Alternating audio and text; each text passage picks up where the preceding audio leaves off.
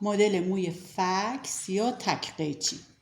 اولین کاری که میکنیم فورنتال رو جدا میکنیم، بعد شونه که موها صاف بشه.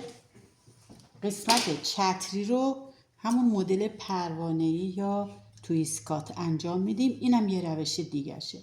به این حالت شیبه به بالا تا جایی که خود مشتری بخواد. به این حالت.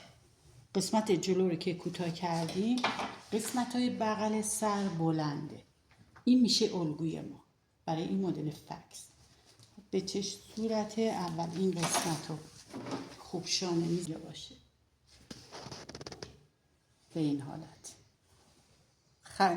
الگوی فورنتال باید کوتاه‌تر از این باشه. حالا این کوتاهی تقریبا خودش تک قیچی